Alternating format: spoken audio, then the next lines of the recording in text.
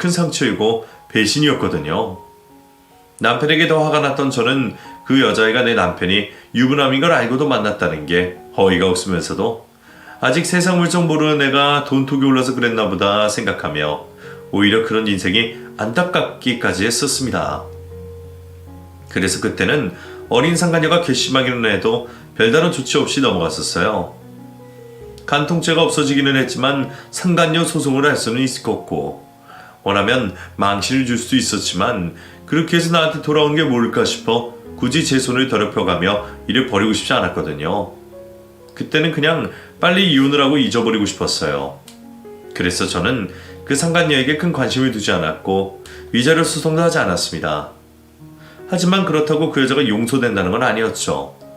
적어도 몇 년은 자중하며 살 줄 알았더니 설마 남의 가정을 파탄내놓고 얼마 되지도 않아서 결혼을 한다고 할 줄은 몰랐네요.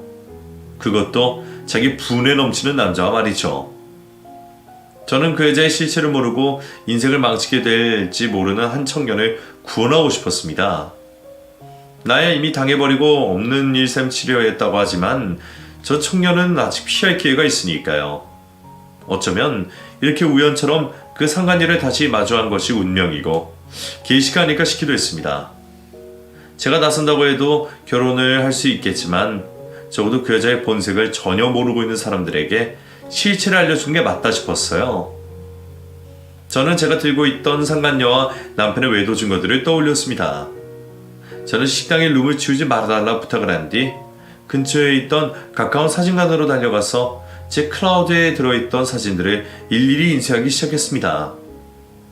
그렇게 사진을 뽑아온 저는 상간녀의 얼굴이 선명한 사진들을 보며 알 수 없는 뿌듯함까지 느꼈습니다.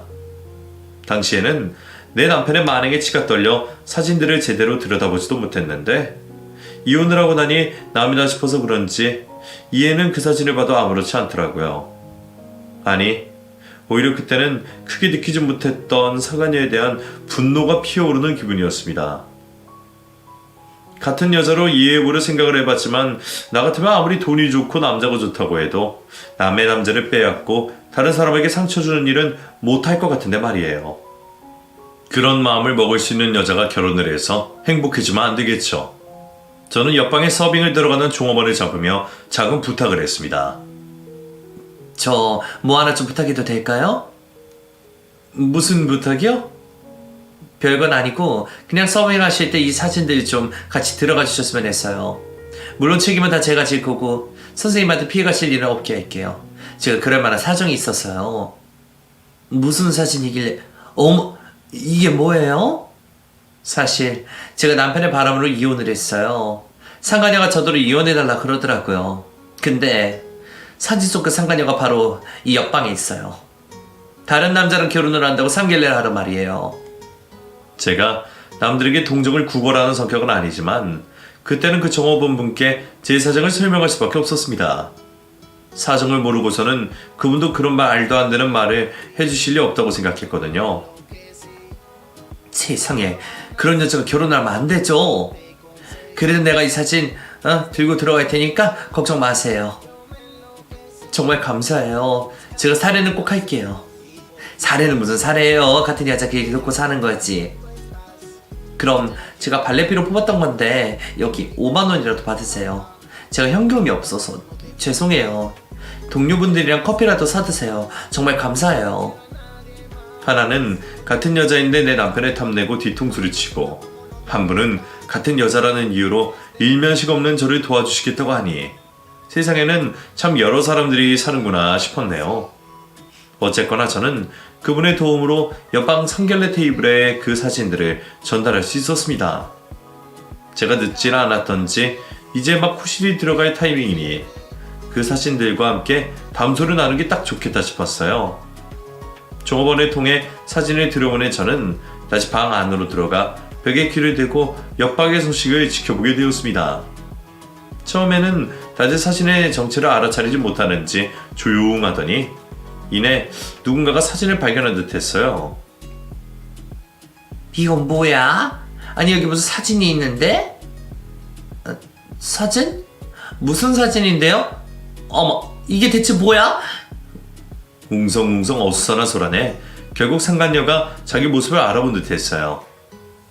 하지만 그 여자보다 남자 쪽이 한 발 빨랐습니다. 이거 설마 선영이가 아니지? 여기 이 여자 나랑 너무 닮았는데? 그럴 리가. 나 절대 아니야. 이게 뭐야 진짜? 이거 아마 누군가 나를 음해하려고 가짜로 만든 것 같아. 내가 여기서 상관례 하는 거 알고 내 결혼 망치려고 사주를 한 거라고. 대체 누가? 뭐 때문에 그런 짓을 해? 선영이 너 정말 뭐 캥기는 짓이라도 하고 다닌 거야? 캥기는 짓이라니. 오빠는 날 뭘로 생각하는 거야? 됐어. 이런 사진 들여다봐서 뭐해. 진짜 나 아니라니까. 이거 봐. 여기 보면 네 타투랑 똑같은데 이래도 정말 네가 아니라고? 뭐? 타투? 아니, 제 몸에 문신까지 있다 이거니? 어디 여자가 몸에 문신을 새겨? 경민이 넌 여태 그런 애를 만나고 다닌 거니? 죄송해요 엄마. 저도 이런 여자인 줄 몰랐네요. 오빠, 나 그런 여자 아니야. 나 정말 아니라고.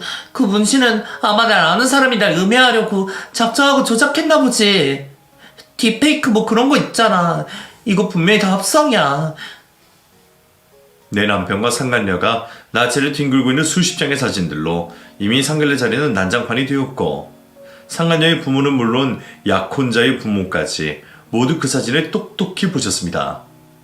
다들 큰 충격을 받았는지 당황스러워하는 모습이 제 눈앞까지 보이는 듯 했어요. 상간녀는 당연히 아니라며 끝까지 시치미를 떼었지만 너무나 확실한 사진 증거로 변명은 통하지 않아 보였습니다. 물론 그 여자 말처럼 합성이나 비슷한 사람일 수는 있지만 그 여자 몸 은밀한 곳에 새겨져 있는 문신까지 알고 있는 사람은 흔치 않을 테니까요. 약혼자 역시 상간녀의 변명을 원치 않은 듯 했죠. 그럼 네 말은 이 사진을 보낸 누군가가 네 몸에 타투가 있는 줄 알고 이렇게까지 주장했다는 거네. 그럼 그 사람은 네 몸을 진작봤다는 거야? 그건...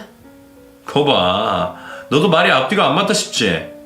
이게 사진들이 정말 합성일 수는 있다고 해도 그 사람이 너의 은밀한 비밀까지 알고 있고 이런 날 이런 일까지 벌였다는 게 문제 아닐까? 대체 뭐라고 다녔기에 이런 원한을 사차이. 나랑 우리 부모님까지 난처하게 만드는 거야. 너한테 정말 실망이다. 오빠는 나보다 이 사진을 믿는 거야? 난 정말 억울해. 나 이 남자가 누군지도 모른다고. 글쎄, 여기 사진 뒷장에는 그렇게 쓰여있지가 않은데 제가 그 사진만 덜렁 보냈던 건 아니었습니다. 물론 나이 있으신 어른들에게는 벌거벗은 사진 자체로도 충격적이겠지만 상대 남자가 전 남자친구일 수도 있는 거고 요즘 세상에 연애하는 게 흠도 아니니 민망하고 난감하기는 해도 그 정도는 이해하고 넘어갈 수도 있는 부분일 거라 생각했거든요. 내가 하면 로맨스고 남이 하면 불륜이라는 말처럼 평범한 남녀 간의 모습으로 보이는 그런 사진만으로도 두 사람의 불륜이 설명되지 않으니까요. 애초에 그 사진을 보낸 사람이 저라는 걸 굳이 숨길 생각이 없었던 저는 내가 그 여자 때문에 이혼당한 본처라는 것을 당당히 적어놨습니다. 혹시라도 못 보면 어떻게 하나 싶었지만 다행히도 약혼남이 제 편지를 잘 받은 듯 했어요. 진심이 담긴 제 얘기를 듣는다면 아무리 여자를 사랑해서 반신반의하며 믿지 않던 사람이라도 의심을 할 수밖에 없을 거라 생각했거든요. 그리고 제 예상은 정확히 들어맞았습니다. 너 유부남 만났었냐? 이 남자 결혼한 남자였어? 그러네. 여기 이 남자 손에 결혼바지 끼고 있었네. 거기다가 이 장소로 호텔 같지는 않고 누가 봐도 남의 집 안방 같은데 너 정말로 남의 집 안방에서 그 집 남편이랑 불륜을 저질렀던 거야? 그런 짓을 한 거야? 세상에 뭐하는 애야 정말? 그러기에 내가 보기에도 산지적인 자를 똑 닮았는데 모습 어디 사돈이 한번 말씀 좀 해보시죠. 부모면 자기 딸 모습 정도는 알아볼 수 있을 거 아니에요. 아니에요. 저희 딸은 그런 아이가 아닙니다. 저희 애가 얼마나 순진한데요. 유부남을 만났을 리 없어요. 그리고 설령 무슨 일이 있었다고 한들 다 지난 과거사 아닙니까? 지금이 중요한 거죠. 김서방도 연애 한 번은 해봤을 거 아닙니까? 어머 이 사람들 말하는 것 좀 봐. 이게 그냥 연애 한 번 한 거나 같습니까? 남의 남편이랑 바람이 났다는 게 제정신이냐고요? 이 사람들 정말 무서운 사람들이네. 사실 저는 아까까지만 해도 그 상간녀의 부모는 아무것도 모르고 자식 잘못 둔 죄로 안타까운 일을 겪겠다 생각했어요. 그런데 그 사람들이 자기 딸이 유부남과 남의 집 안방에서 불륜을 벌였다는 걸 알고도 자기 자식의 허물을 덮으려고 하는 모습에 치가 떨리더라고요. 그 사람들이 하는 변명을 들으니 역시 콩 심은 데 콩 나는 거구나 싶었죠. 아무리 자식을 품어주고 싶어도 할 말이 있고 못할 말이 있을 텐데 그런 꼴을 보고도 뻔뻔하게 변명을 하는 모습이 전에 제 앞에서 남편과 헤어져 달라며 따져묻던 상간녀의 태도와 똑같았습니다. 뒤늦게 만나본 적도 없는 상간녀 부모에게까지 화가 났지만 제가 끼어들 틈도 없이 이미 옆방은 완전히 아수라장이 되어 있었습니다. 상간녀는 끝까지 아니라며 변명을 해보려고 했지만 앞뒤가 맞지 않는 변명을 들어주는 사람은 아무도 없었습니다. 오죽하면 상간녀 부모마저 사실을 인정하면서도 이미 지난 과거라며 이해를 부탁하고 있었으니 누구도 상간녀를 믿고 있지 않다는 게 확실했죠. 심지어 약혼남 쪽에서 지금도 만나고 있고 자기랑 양다리에 걸친 게 아니냐는 합리적인 의심까지 하더라고요. 이미 양치기 소년이 돼버린 탓에 의심은 점점 커지는 듯 했습니다. 됐다. 네가 진짜 불륜을 저질렀는지 그냥 전남친일 뿐인지 모르겠지만 이렇게 문제 만드는 여자랑은 결혼 못하겠다. 오빠 그러지 마. 나 오빠 정말 사랑해. 너도 염치한 게 있으면 이런 걸 보이고도 결혼하자는 소리는 못하겠지. 이 결혼 없던 걸로 하자. 다시는 연락하지 마. 결국 궁지로 몰릴 대로 몰려버린 상간녀는 약혼자에게 버림받으며 파혼을 당했습니다. 약혼자와 그 가족들이 치를 떨며 방을 벗어나자 남아있던 상간녀의 부모까지 상간녀를 외면하더군요. 내가 정말 너 때문에 못 산다. 이게 무슨 개망신이야. 우리도 너 같은 딸 키울 생각 없으니까 집에 들어오지도 마. 결국 상간녀는 약혼자와 부모에게 버려졌고 홀로 남겨진 상간녀는 분노에 가득 차서 상에 있던 그릇들을 깨트리며 난장을 피우고 말았습니다. 여기 이거 가져온 년 누구야? 아까 그 종업원 어디 있어? 아무래도 이 모든 사건의 원흉을 사진을 가져다 둔 종업원에게서 찾으려고 하는지 자기네 방에 서빙을 했던 담당 종업원을 애타게 찾고 있더라고요. 그렇게 저를 도와준 종업원이 그 상간녀에게 붙잡히는 순간 옆방에 있던 제가 뛰쳐나왔습니다. 괜히 죄 없는 종업원을 붙들고 화풀이를 하던 상간녀가 갑자기 나타난 저를 보고는 놀라서 눈이 튀어나오는 게 느껴졌죠. 당신이 여기 어떻게 있는 거야? 설마 이 사진들 다 당신이었어? 그래. 그럼 나 말고 또 누가 있어? 설마 내 전 남편이 그랬을 거라고 생각하는 거야? 그놈이 너한테 차이고 너한테 미련이 있어서? 그래. 그런 생각을 했을 수도 있겠다. 근데 그건 걱정 안 해도 될 거야. 그놈 그럴 정도의 정보력도 없고 그럴 배짱도 없는 사람이거든. 게다가 너한테 차이고 나한테 버림받고는 자기 입에 풀칠하기도 바빠서 복순이 뭐니 신경 쓸 겨를도 없을 거야. 그놈은 아마 네가 결혼하자는지도 모르고 있을걸? 근데 어떻게 내가 딱 알아버렸지 뭐야. 대체 나한테 왜 이러는 거야. 우린 다 끝났잖아. 당신 남편 돌려준다고 했는데 왜 그래. 돌려준다고? 남의 물건 손대서 더럽혀놓고 돌려놓으면 그만이니? 너는 남이 핥아먹던 밥상 다시 먹고 싶어. 내가 뭐하러 그런 놈이랑 계속 살겠어. 네 눈엔 내가 그 정도로밖에 안 보였던 모양이지만 나 생각보다 능력이 있거든. 너처럼 이렇게 남자들 등쳐먹으면서 살지 않아도 내 능력으로 내가 벌어서 살 수 있어서 말이야. 그래서 그런 남편이라면 없는 게 나아. 오히려 이혼하고도 잘 된다니까? 지금 너 얼마나 운이 따랐는지 우연히 너를 만나서 복수해줬잖아. 너 이거 명예훼손이야. 내가 가만히 있을 거라 생각해? 내 인생 망치고도 무사할지 어디 두고 봐. 내가 복수할 거야. 네가 훼손당할 명예라는 게 있니? 아가 허세 부리지 마. 내가 그때 널 어떻게 할 수 없어서 넘어간 거라 생각하니? 그때는 복수해줄 가치도 없어서 그냥 넘어갔을 뿐이야. 근데 네가 나한테 복수를 하겠다고 하면 안 되지. 내가 무슨 잘못을 했니? 나 같은 사람 하나 덜 만들려고 하는 게 잘못이야. 네가 남자 끼어서 팔자라도 피고 싶은 이 심정은 이해하지만 너한테 이용당하는 남자들은 불쌍하잖아. 지나가는 사람이 위험에 처하면 돕는 게 인지상정이야. 그래서 나는 네 약혼자를 도와줬을 뿐이고. 그때 진작 해뒀어야 하는 말에 너무 늦게 했구나 싶어 아쉬움이 들었지만 이제라도 진심을 전할 수 있어서 참 다행이다 싶었어요. 저희가 그렇게 시시비비를 가르는 동안 식당으로 경찰이 들어왔습니다. 식당 측에서 집기를 깨부수고 난장판을 여린 그 상간녀를 신고했던 모양이었어요. 거기에다 고급 한식당이라 식기들도 꽤 좋은 물건들이었는데 접시며 그릇이며 많이도 끼워 먹었으니 재물 손괴에 영업 방해로 벌금 정도 받지 않을까 싶더라고요. 결국 상간녀는 제게 더 말하지도 못하고 경찰서로 끌려가게 되었고 저는 조금 후련한 마음으로 식당을 빠져나오게 되었습니다. 하지만 그 후련함은 오래가지 않았어요. 그런 일까지 있었으니 앞으로 그 여자를 다시는 볼 일 없을 거라 생각했는데 나더러 복수하겠다는 그 여자가 결국 저를 명예훼손으로 고소를 했더라고요. 집으로 날라온 고소장에 저는 코웃음이 났습니다. 정말 이런 걸로 나를 벌 줄 수 있을 거라 생각하는지 귀엽기까지 하더라고요. 있는 사실을 얘기한 건데 그게 왜 명예훼손인가 했지만 법은 여전히 제 편이 아니었습니다. 아무리 진실을 얘기해도 사실적시 명예훼손으로 처벌을 받을 수 있다니 결국 저는 300만 원의 벌금형을 받게 되었죠.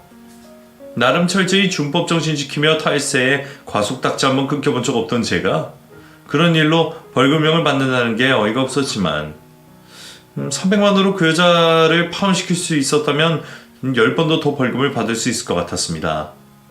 간통죄도 없어진 마당에 저 같은 사람들이 상간녀를 벌줄 수 있는 일이 달리 없었으니까요. 하지만 제가 벌금을 내야 했던 만큼 그 여자도 법적인 죗값을 치러야겠다 생각했죠. 귀찮아서 그냥 넘어가려고 했더니 내가 300만 원을 준 만큼 그 여자한텐 10배는 받아야 되겠다 싶더라고요. 그래서 저는 곧바로 그 여자에게 상간녀 소송을 걸었습니다. 이혼한 지 1년이나 지났지만 상간녀 소송은 3년까지 할 수 있었거든요.